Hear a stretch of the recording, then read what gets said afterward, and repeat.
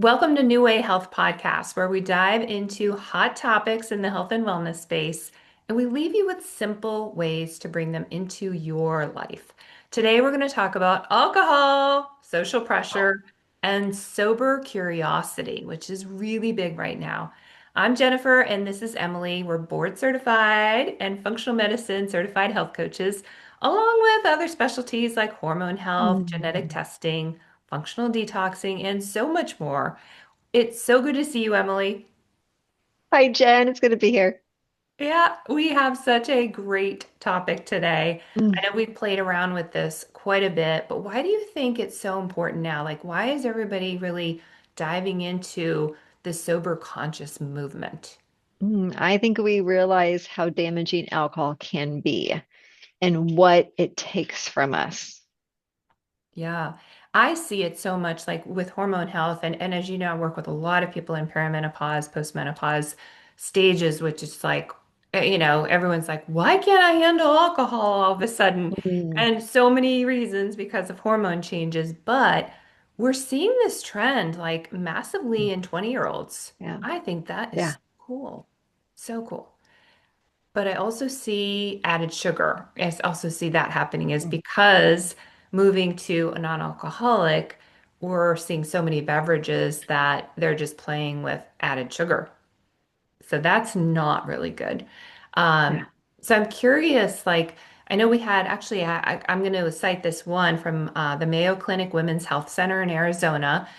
Dr. Juliana King says that alcohol used during menopause can worsen symptoms and increase the Mm. risk of serious conditions like heart disease and osteoporosis. So I really Mm. want you to hear that because I just quickly mentioned perimenopause and menopause. And this is an area I'm really passionate about. And Emily and I work with people so much on hormone health, the whole gamut of the endocrine system. But think about that. Like, this is a Mm. big deal when it comes to your risks. Heart disease, the number one killer, and then osteoporosis. And recently, I even heard Dr. Lisa Mosconi, now there's studies out about, just getting off stuff like that of being neuroprotective for prevention of dementia. So isn't that Mm. interesting, right? Brain health. Brain health. Oh my God. Yeah. So let's dive into it. I know you have some things you wanted to share. Yes. I found it fascinating when I was researching, get ready for this podcast today, that since I work with a lot of people that want to lose weight, Yep. I'm always encouraging my clients to decrease their alcohol intake. And this stat from the National Sleep Foundation says you can lose up to 9%. I almost got my stats wrong. 9% of your body fat after 6 months Oh of my no God. alcohol with good sleep. That's 9% of your body crazy. fat Oh my God, 9%. I mean, sign us up, right? All of you listening, you're like 9%? Like doing that's you nothing for 6 different. months. All right, that's a challenge in and of itself of just saying like, okay, if I do that one thing, you're gonna win. Yeah. Winner, Winning. winner, right? It's a big win. Massive. I Yeah. wonder what that does to visceral fat. Well, if you sleep better, Uh-huh. you definitely can attack the visceral fat, Yeah. especially because that deep sleep is better. You're in that more deep sleep. You're actually recovering. Your body can focus on restoration and burning that fat and restoring your muscle. So you will inadvertently decrease that visceral fat. Plus, we know when we have alcohol at night, especially at night, we will tend to eat more carbs or Mhm. more snacking late at night. And then that robs us of fat burning, especially when we go to sleep. Yeah. Oh my gosh. And then when we see, I don't know if you as the listener, if you're like, if you've ever tried a continuous glucose monitor, you Mm-mm. know what alcohol does. But what Coach Emily just said is like when you're drinking, you're also eating probably the wrong foods. And if you looked at that continuous glucose monitor, if you can tell those listening, like what would happen, Emily? What would happen if Yeah. I had, let's say I'm like, I'm drinking and I don't plan on eating, but oh, now I've had a few too many and I'm like, that pizza's calling my name, right? So this happens a lot. People are like, I just need that snack or those munchies. So say they grabbed like two slices of pizza. What would Mhm. happen? to their body? Interesting. You will see your glucose levels lower after you drink alcohol because your body will recognize that alcohol, that ethanol, as toxin, and it will prioritize getting rid of that poison, that toxin, over breaking down that glucose in that food and that carb. Mm, It will take wow. up to 36 hours. Research says 36 hours for you to get back to a healthy metabolism to prioritize that carb, that macro, Oh my God. that insulin, that glucose again, because that poison is a priority for your liver to get rid of. Wow. That You will is wake, major, major. you will wake up the next morning with higher cortisol, Hmm.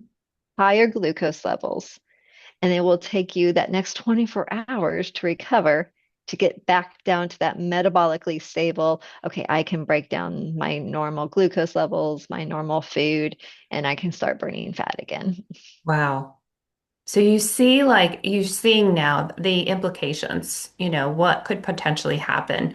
And it's affecting everything. It's, of course, affecting your Mhm. hormones. It's affecting your sleep, your energy levels, trying to work the next day, or getting Mhm. even stuff done at home. Because a lot of times I hear from a lot of my clients, I'm sure you do too, of like, I can't seem to get what I want done at home. I'm not even getting things Mhm. like it's just the list keeps piling up. So it's having the energy for that and the focus and the concentration, and alcohol robs all of Yeah. that.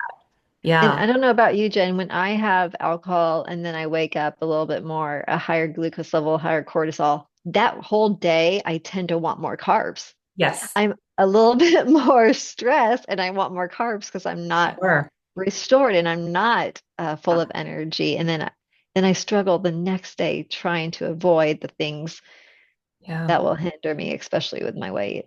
Yeah. I'm glad you mentioned that because you also told us the fact of like it's taking 36 hours Mhm.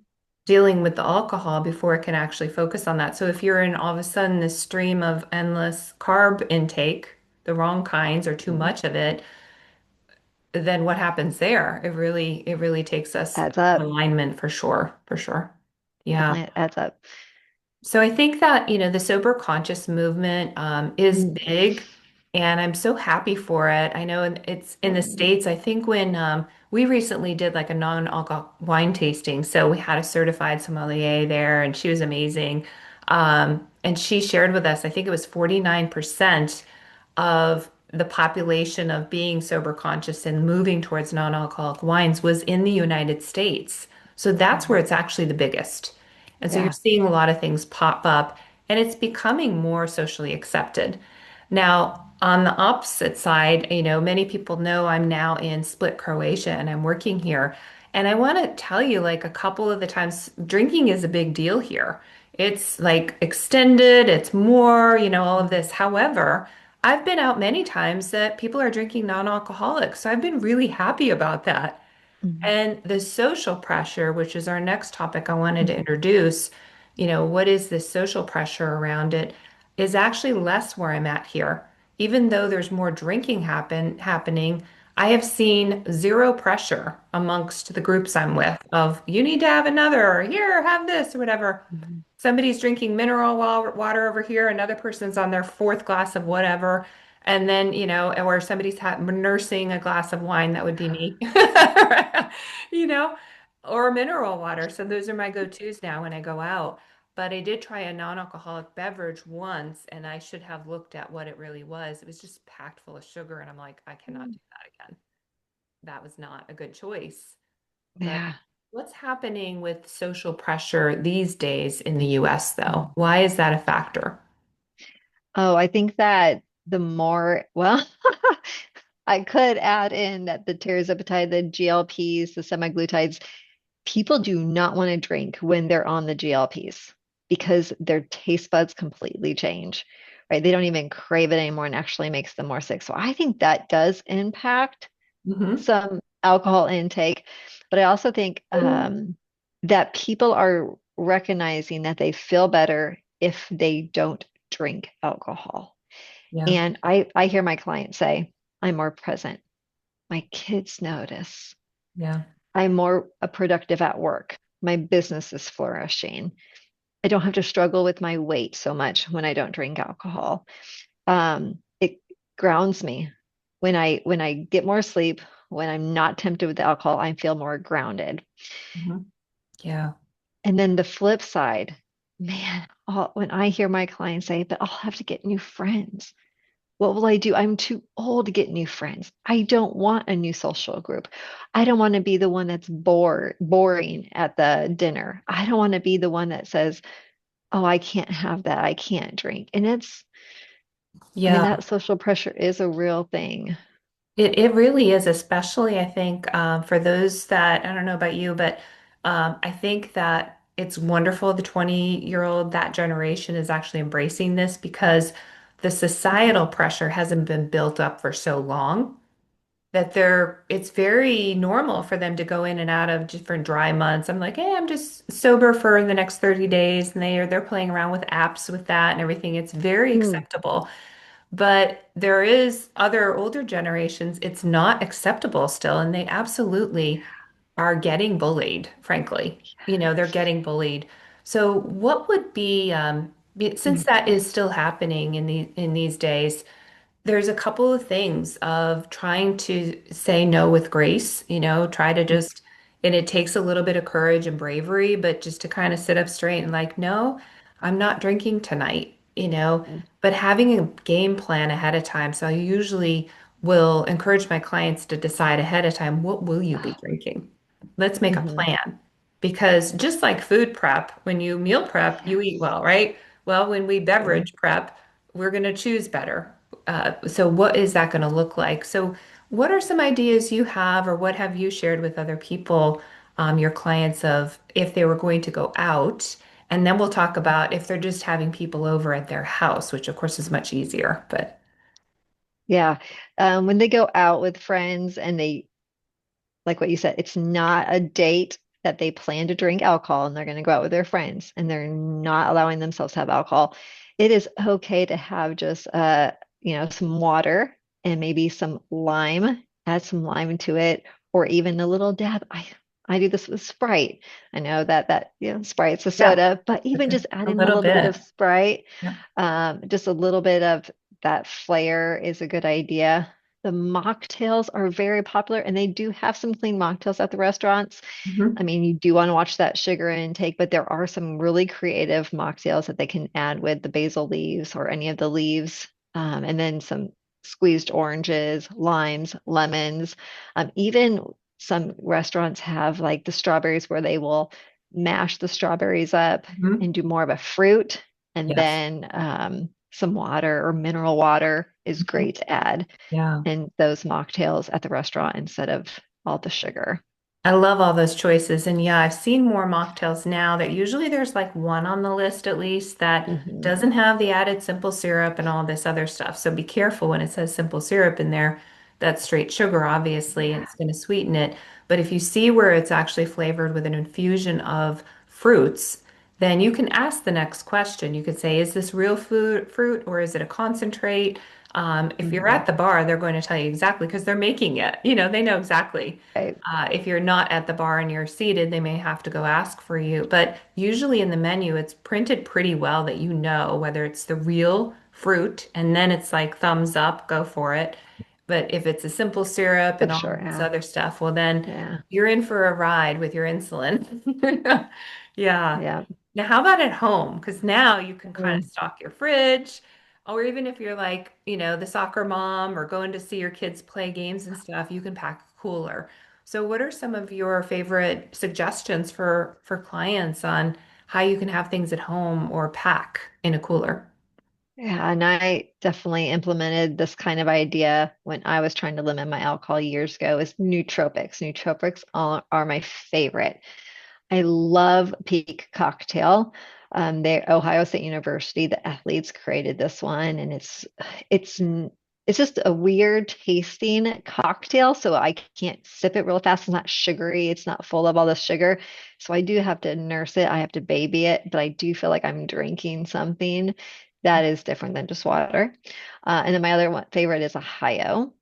Hios are pretty popular around the pool or summertime. It makes me think like I'm drinking something fruity, but it's not alcoholic. So I love nootropics. And what is a nootropic for those listeners Uh, who are like, a new who, what? you have me on the spot of here is right. It makes me feel like I'm floating, right? It gives me maybe a herb like an ashwagandha or L-theanine. It makes me feel like I something in can my jump in head. here too. Yes. Yeah, something in yeah, Yeah. you're the herbologist, Yes. but like Yeah. So it makes me feel like I'm nootropics. floating. Yeah, nootropics are really centered around adaptogenic herbs, to really calm the nervous system so that you can get into parasympathetic without alcohol, right? Of actually Yeah. just chilling that nervous system down, if you want to think of it that way. But yeah, and it's got various adaptogenic herbs. Sometimes it's got medicinal mushrooms in there. These are all really good for our body. So I love that you turned me on to the peak cocktail is also my favorite, the blood orange flavor, in case you get those. That's my favorite one. And then the Hio is very popular. Like that brand you can even find on Amazon. You can find at any kind of in St. Petersburg, Florida, where I'm from, basically. They have them in a store called Urban Flow. You can just walk in and get some. So the Hio you can get a lot more locally if you're in a large enough Yeah. city. Peak cocktails you have to order directly from their website, but they have discount codes and stuff like that. But yeah, I love that you brought those up because we want to give you like, what can I do? What can be in my glass? What can I nurse? Where I'm still enjoying it and having something fun, right? So you can think about stuff like that of how to navigate those awkward moments. It's really about how you're prepared. Anything else you want to before we move on to our next topic of what happens when you drink less? Anything else on this section, Yes. social pressure? Jen, you made a good point. A lot of towns, a lot of cities are having alcohol-free stores, like storefront, brick and mortar, and you can walk in and there's tons of options. If you want things that taste like beer or taste like vodka or taste like a wine, they have a variety of alcohol free. And we have one too. And it's just more and more popular, Mhm. easy to access. They open the doors of being a little bit more creative, of going alcohol free. And then it also feels like I'm not alone. There's Yeah. other people that Yeah. want to be alcohol free. And there's a whole storefront with just alcohol free beverages. And I think that's, just hopeful. Yeah, it really, and the people working at those stores, they are a wealth of information. You just open your mouth and say, I've never been here before. And they're like, okay, let's talk about this, you know, Yeah, and they help guide you of like, well, let's try this then. Do you like this and this? What flavors? Are you looking at a wine? Are you looking at a bubbly beverage? right. So they can really help and guide you. So yeah, I love so many great options now. It's just knowing about them. And then non-alcoholic wines are becoming very popular. The ones we tried, I liked a couple of the whites, and then there was a sparkling Yeah, blush one. I didn't really yeah, like the reds, but then again, I've been turning away from reds over the last 5 years anyway. So, yeah, yeah. yeah. All right. So what happens when you drink less? What are the Mm. short-term benefits? Long-term, we talked a little bit. Tell us a little bit more about that. Um, well, I was saying with weight, right? You can definitely see a more stabilized weight loss Mhm. if you cut out alcohol. You see better sleep. You become more sensitive to the insulin and the glucose, so you don't have that insulin resistance anymore. Okay. Your hormones can definitely balance, right? You don't have that estrogen, that bad estrogen. You good bowel movements, right? It doesn't destroy that. Alcohol can destroy that gut lining. It can cause leaky gut. Yes. So you can have less bloating. You can have a flatter stomach, less visceral fat if you cut out alcohol. And that can happen within days, a week Mhm. of strengthening your gut lining if you just cut out alcohol and introduce more whole nutrient dense food plus the omega 3s and zinc. And then alcohol depletes nutrients. Yeah. Right. And so it robs you of magnesium. It robs you of B vitamins. And so when you cut out that alcohol that depletes those nutrients that are needed to function, then you're constantly having a good level if you eat a whole nutrient diet of the B vitamins, the magnesium, the things that your body longs for to be in a state of, calmness and equilibrium. Yeah. So many. It's all good news. When we take it Mm. out, it's all good news. And sometimes it's so worth it. So I do want to share just a client testimonial that is very recent. And Emily, you know this person as well. It's just like this person made a conscious decision after getting the news that she had adrenal fatigue phase 3, HPA axis dysfunction 3, and has had other difficult hormone challenges and everything. And we're making progress, but the alcohol was still there. So she made a conscious decision to take it out. And it's been over 30 days now, and she has so much more energy, and things are just leveling out. She's so much happier. Her confidence has gone up too. So Mm. it's just like so interesting of like all the possibilities that can happen by cutting that out. So, yeah, it's like even just doing a 30-day break just to be curious, I would encourage you to do that. If you're Mm. listening and thinking like, I really think I need to not just do the dry January for fun because all my friends are doing it. Instead, tap into why would I want to do this and maybe what would I want to track while I did it so that you know Yes. how it's working for you. Because why invest that time unless it's really personal? Yeah, Can I interject here? absolutely. Right. It is a phenomenal approach to wear a wearable, right? It is, you have immediate feedback at your fingertips when you have a wearable. What do I mean when I say wearable? Something on your wrist, like maybe a loop band or a Garmin or an Oura ring, right? Something that can give you immediate feedback on what is going on with you at a biological level of how does my day, my habits, my choices affect how I'm feeling and what my body is experiencing. And Yeah, if you were wearable and you tracked what alcohol did to you versus when you don't have alcohol for 30 days, you will see those numbers, those biometrics increase for the best. It is phenomenal feedback. it And it is. doesn't, it's just right in front of your face, right? It's not subjective. It's data that you can trend and that you can look at your fingertips whenever you want to. And you can't deny that alcohol does affect you. Yeah. What I love about wearables too is it's not that it's not feeling any shame around or anything. It's actually, it's very just in your face of like, okay, I see you. I know what happened because you're showing me, right? Yeah. So it's almost like that just more of an acknowledgement of what's happening. And then that becomes empowering a lot quicker than if you felt shame. Because that, if you think of shame and empowerment, that's a pretty big 100%. bridge to cross. But for whatever reason, the continuous glucose monitors and the wearable devices, it's not this area. It's more of just, okay, I see you. And every client of mine has felt that way. I'm like, okay, I see it now.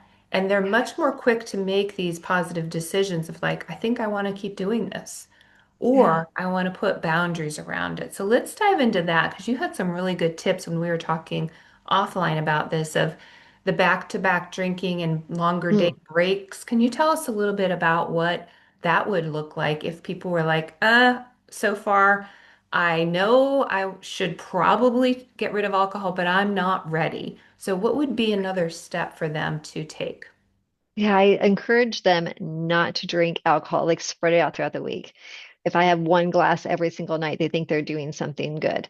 Actually, it's not true, right? If you can go multiple days without alcohol to let your body get to that metabolism that's a little bit healthier, then backing up, like let's say on a Friday and Saturday, back to back alcohol intake is actually a little bit better for you. So then you have the 5 days to recover. So if you're going to drink alcohol and you don't want to get rid of it, plan it, like you look at your week ahead. When am I drinking alcohol? When am I going to have those social events that I'm going to probably drink alcohol? Plan your alcohol for the week and then try to put them back to back and not spread them out so then your body can recover. Yeah, yeah, I really like that. And especially after you shared that 30, I'm like in my head, I'm still remembering what you said earlier. It's like 36 hours. What? Mhm. Yeah. That And wrecks my Jen, whole week. Jen, and Like, that's just yeah, 36 hours for your body to start getting that oh glucose and God. that insulin, right? And Yeah, then you have the next 24 hours for your body to get back to that balance. I mean, it can take up to 3 days to get that effect of alcohol, yeah. just get you back down to your foundational state. Yeah. So if you're drinking every night and you're listening to this and you're like, okay, I think I'm just going to have a couple of drinks on the weekend and then just not turn to the non-alcoholic options during that week of whether it's Sunday night through Thursday night, whatever that happens to look like for you. Great. Uh, Oh my gosh, so much. Are there any more stats you have that you want to share? Well, I do one more. Well, I have one more set, and then we shouldn't forget about the apps Yes. if we're ready to talk about that. Yes. Um, but if we're talking about weight and pancreas, diabetes, brain health, right? Mhm. Think of insulin resistance. We think of insulin. I found out that it takes 50% more insulin after alcohol has been ingested, 50% more insulin to get back down to what your body is supposed to be doing with glucose and insulin. Wow. So it's like that, it's the energy plus another 50% just to tackle that alcohol Yeah. and get You you know, back to where your baseline should be. Well, that's a lot. it's a That's a lot of lot of work on your expenditure. pancreas. It's a Yeah. lot. Yeah. And then if you repeat, obviously the repetitive nature of that is not so good. Yeah. Mm, yes, Yeah. every single night, shooting up your insulin that high to get it back down to where your glucose can be at a decent level. That's a lot of work on that pancreas. Yeah, that is. So what's the favorite apps? I'm so curious what you've used, what you advise. Tell us I more. have a client, I think most of my clients use I Am Sober. Yep, that's the one Uh, I've heard the most. I Yep. think it's really user friendly, easy to use. But there are apps. It's a great technique to Yeah. use an app. You're always looking at your phone. You have your phone at your fingertips, keeping track of that alcohol, and then also celebrating the days that you're not drinking, Yes. right? The multiple days in a row, or how many days that you went Yeah. without alcohol, celebrating and seeing that definitely helps. I'm glad that you brought up the apps because, yeah, it's such a good way. And if we remember, when we're building new habits, it's not just about putting whatever that habit is in. You must celebrate. So Emily brought Mm. up the celebration because that's what's actually building new neural pathways. When you celebrate and you're like, yay, me, but the app is doing it for you, like, yay, you did another day with no alcohol. You're setting that up to be like, oh, that was good. I want more. That was good. I want more. So new neural pathways get laid down. So Mhm. this is how this habit formation becomes really much easier. And so the app is, yes, playing tricks with your mind in a good way. In such a Whatever it good way. takes. Exactly. Such a good way. It's following the format of good formation. So yes, I love that. Anything else before we wrap up our time with our audience here? I don't think I have anything else. It can be extremely hard. It's a very personal journey. Um, Digging into what's important to you, acknowledging your values, how you want to show up every day or for the year. I mean, it can be very powerful, your Yeah. relationship with alcohol for the good or the bad. Yeah. And you're hearing from two people who have dealt with this, of just like, how does Yeah. alcohol fit in our lives? So we're talking from our own personal Yeah. experience too of making these decisions because we didn't feel well anymore. Because the alcohol was wreaking havoc. We're watching our heart rate variability go down and down. So we've Uh-huh. made these decisions already and come out the other end much happier, much healthier. So I know you can do it. I celebrate all of you listening. And just know you don't have to quit forever. Yeah. Just start Mm-mm. asking those better questions about how do I want alcohol to fit in my life right now? What am I Yeah. willing to do to start experimenting to see how I feel? Yeah. That way you're really Yeah. getting curious about it. So I invite you to take breaks, alter things, start playing around with that. If you like this episode, please subscribe. Please share it with a friend who you feel may want to hear this information. And until next time, go out and be present for today because today is what you can do something about. Bye for now.